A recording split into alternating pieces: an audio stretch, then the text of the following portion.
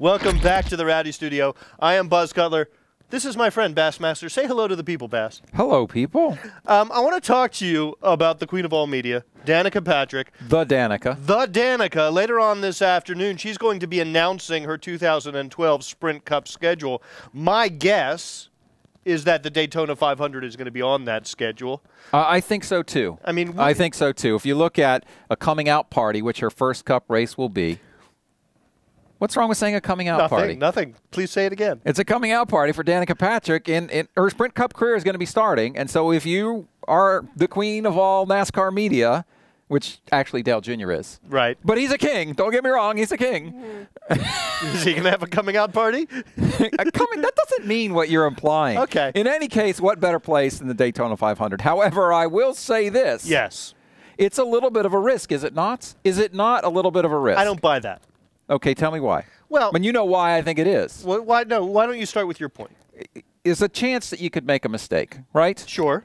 And there's a chance that that mistake will lead to problems for other guys. Do you really want to start your Cup career wrecking out somebody in the Daytona 500? Wouldn't it be better to have a little more time under your belt with these cars, these drivers, and that kind of thing than in the biggest race of the year? Do you really want... She came in and ruined the biggest race of the year on your resume. I'm not saying it's going to happen. I'm not saying she's not capable of handling all that. I'm just saying, why even go there? Why even take the chance? Because what I've seen of Danica Patrick so far in her stock car career is that she has not shied away that's different from the challenges. That's different from should you or shouldn't you. Why shouldn't she? I mean, look, Dario Franchitti started the Daytona 500 with a lot less seat time in stock cars than Danica Patrick. And a lot less hype. Well, perhaps... A lot less focus.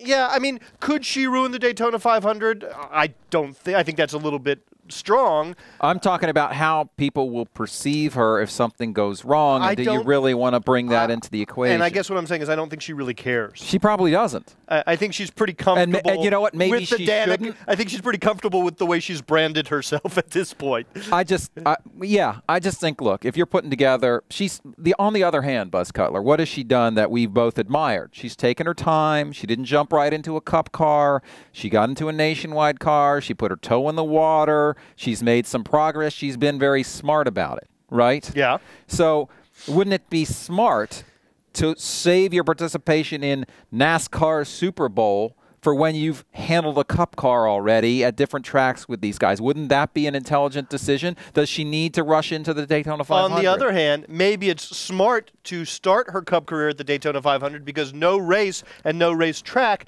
gives you more seat time leading up to the race than the Daytona 500. That's a good point. So maybe it is smart of her to start there because she'll get more Lots of practice than anywhere else. I mean, here's the other part of it.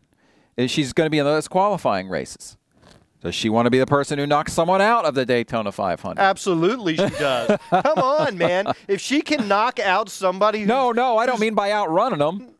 Oh. I mean by, she slid up into some poor guy who's just trying to make a living. I don't think that's fair, okay? I don't think it's a fair assessment, but you know what's going to happen if that comes to pass. We've seen Brad Keselowski knock somebody out accidentally. We've seen, was it Greg Biffle who knocked Carl Edwards out or Carl Edwards who knocked Greg Biffle out? But neither one of them is Danica Patrick coming in with the expectations, coming in with the hype, coming in with the burdens.